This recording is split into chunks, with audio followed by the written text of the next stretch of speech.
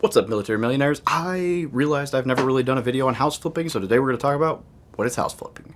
So if you've ever watched Chip and Joanna Gaines, The Property Brothers, Flip or Flop, or any other number of HGTV shows about renovating older properties, then you probably have a general idea about what house flipping is.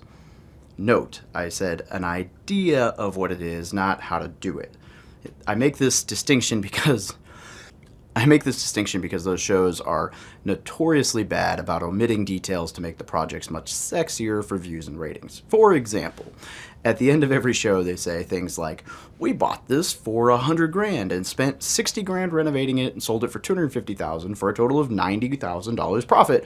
Wrong. What about taxes, utilities, insurance payments they made during the renovation? What about the origination fees, points, and the interest they had to pay to any lender that they might have borrowed funds from? And what about the 6% sales commission paid to the real estate agents in the sale of the home? And what about the short-term capital gains tax that they'll pay on the hook for? And yeah, exactly.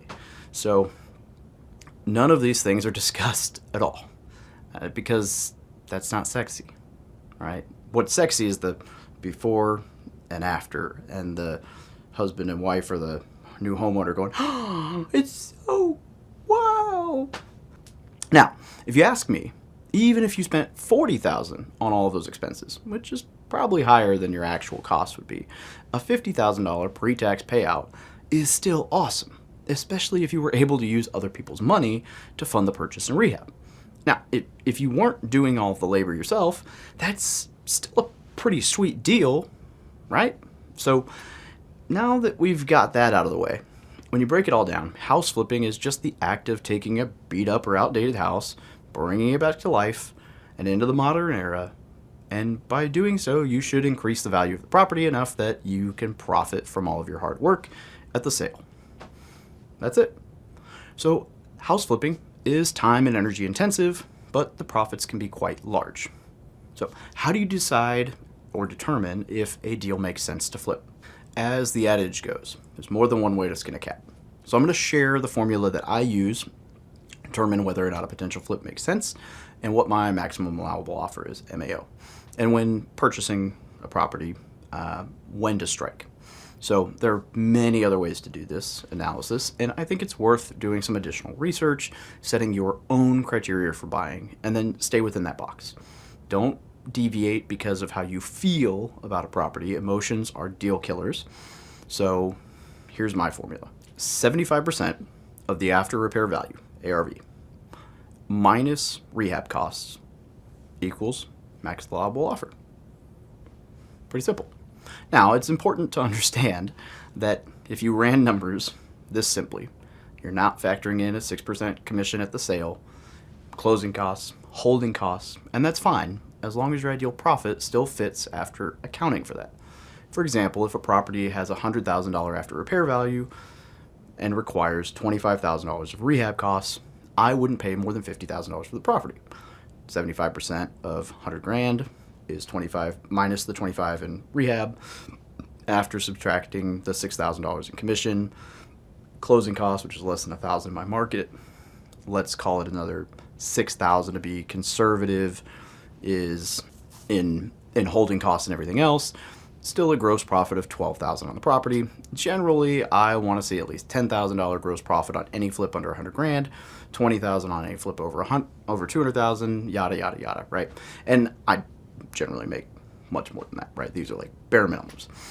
Again, you want to take the time to create your buy box, and also keep in mind, I always like to buffer 20% of my rehab budget for overages. So if I don't get my 20% over budget, the difference gets added to the gross profit. Now, there are other ways to increase the spread as well. So perhaps you get your real estate license so that you don't have to pay 3% of the sales commission. Maybe you find less costly lending sources, or you're able to fund the renovations with cash to avoid financing costs at all. I will tell you that the overwhelming majority of my projects have made more in gross profit than my buy box says it will, but you know, whatever. So with the exception of my first flip, in which I lost like $30,000. So I'll talk about that later. Now, how to estimate those rehab costs. Now, there are several rules of thumb for estimating rehab costs for your projects. Some people set a price per square foot for different levels of renovation. So, and then they just utilize that to guesstimate their rehab costs. So, for example, it might be like $10 per square foot for a lipstick, like strictly cosmetic rehab, $25 per square foot for a mid-grade renovation, and then $50 per square foot for like a full gut rehab, right? Note, these are not my actual numbers. I just made these up as an example. Every market's gonna be different, so I wouldn't personally suggest using this method unless you've done several renovations and you feel very confident with your numbers in that market. Now, the way I estimate my rehab costs on an appointment is with a one-page little repair cost estimate sheet that I fill out as I walk through the house, and I actually have that sheet in the off-market deal course that I have, and I think it's actually available on my website as for like my email, but I'll find a way to give it to you guys. Now, it has all the major line items broken down by cost, and it allows me to just easily walk through and tally up how many of those I'm going to need to replace, and then I can add the costs up while I'm sitting there. So when you're first building something like this out, I would recommend that you show it to 3 or 4 contractors or other house flippers just to bounce your numbers for how much those items cost to confirm that your pricing is fairly accurate.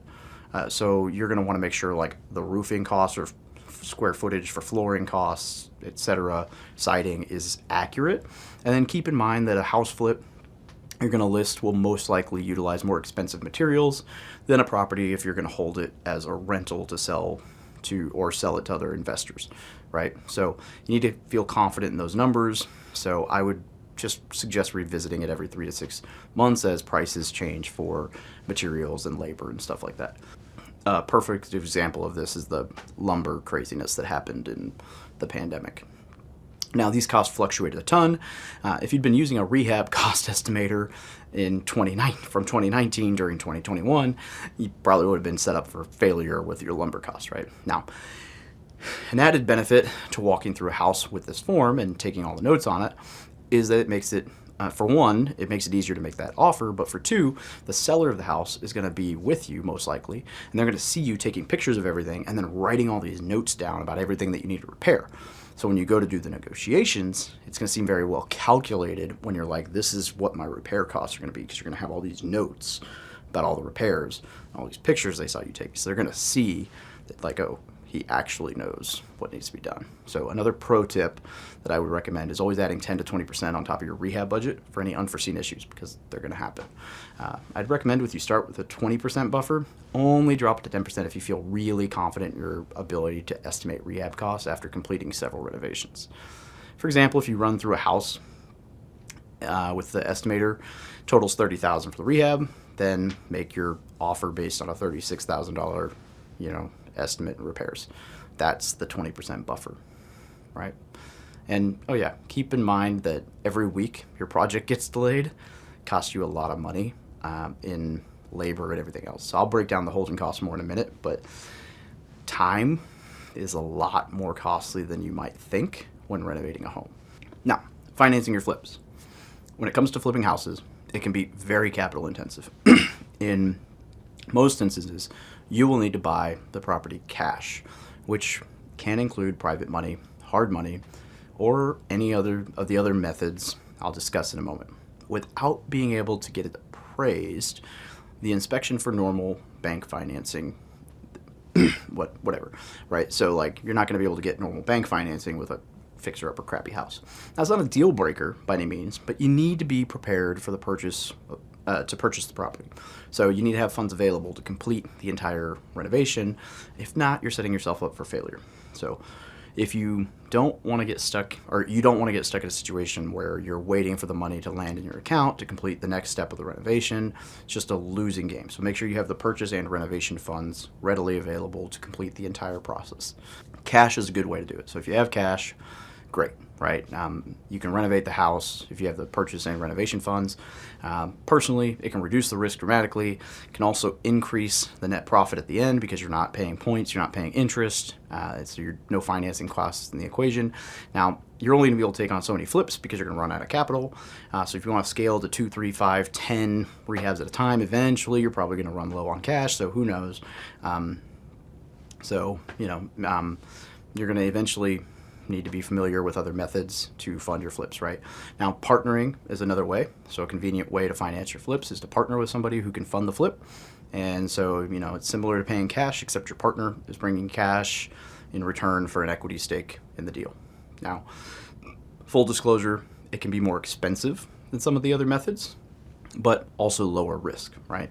So how can it be more expensive and lower risk, you might ask?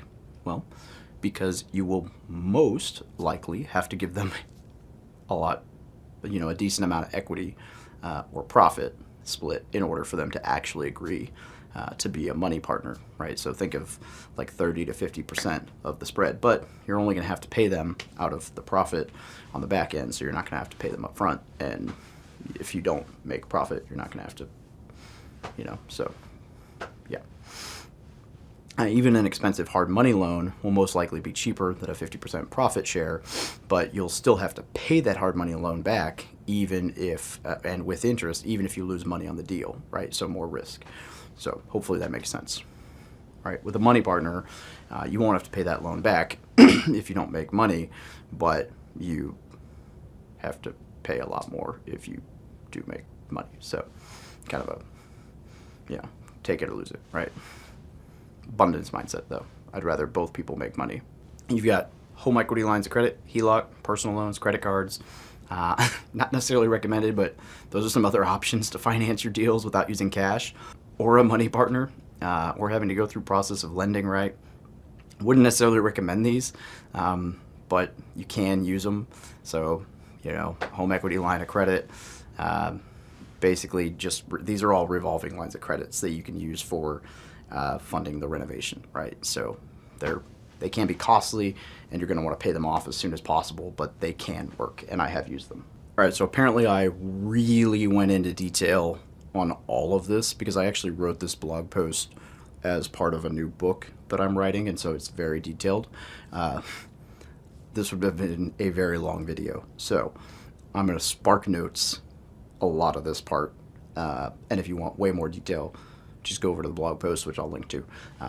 So construction loans are a good way to finance this. A lot of banks have these options where they'll finance the construction and then refinance it into long-term debt after the renovation's done. Hard money is higher interest, but you can do like a lot of times 10 or 15% down on the purchase and then like 5 to 10% down on the renovation, and they'll fund the flip. It's higher interest rate, but they'll fund flips. Private money is probably my favorite thing, and I've done a lot of deals like 100% financing on the purchase and renovation. And for that, for me, a lot of it is having the, people know, like, and trust me through the brand and social media, and being able to send emails with the deal and say, hey, I'll pay you 10% interest. I'll pay all of it on the back end and take this long, and here's what I'm doing, and all of the things. It's having, it's talking about what you're doing, showcasing the deals you're doing, and having people know that no matter what, your reputation is important enough that you are going to pay them back. Absolutely, right? But private money's definitely the way to go. No credit, no bank, no whatever, right? So deed of trust, promissory note, you got to take care of your investors and you got to pay them back. But contractors are like every flipper's biggest gripe, headache. You're probably going to go through contractors and subcontractors. Best thing I can tell you, vet them, ask other flippers, investors, people at meetups if they've used people before that they recommend. Odds are if they have a good crew, they're not going to be very willing to share them because if they're keeping them busy. But if they're not actively using them, maybe, or if they've got a really big crew, they might be able to help you out. But just ask around. You never know. And you're just going to have to interview a lot of people. You're going to have to pay somewhat competitively. You're going to have to be a good boss. You're going to have to be easy to work with. You have to see what works for you, right? And if you want a lot more details on that, check out the article. Managing your products. Take the original scope with you and your contractor, work it out, turn it into a budget tracker, turn it into a Google Sheet, add columns for budgeted and actual, and write down prices. So make sure your contractor writes down the budgeted price and then keeps the actual so you can see exactly where you are for the budget and have it total up so you can see where you're lining up for things. Never pay not a single paycheck to any of your 1099 contractors until you receive their W-9 or whatever. Yeah, W-9, right? It's the W-9. So don't give your contractor their first paycheck until you receive their W-9, because let's say you pay them and then they're done with the job, or you pay them, then you have to let them go, or you pay them and then they quit. You'll never get their W-9 because they're not going to want to claim it on taxes, and then you're going to have to hunt them down, or you're going to have to send the IRS a letter saying you tried. So don't pay them until you get their W-9. Walk your project before paying the contractor the draws to ensure it was completed. Renovate your projects up to code. Don't do shoddy work. It'll come back to bite you. Utilize lock boxes on your freaking home so that your contractors can gain access when you're not around, and only give them the code, or use an electronic and give different codes to different people so you know who is in your house.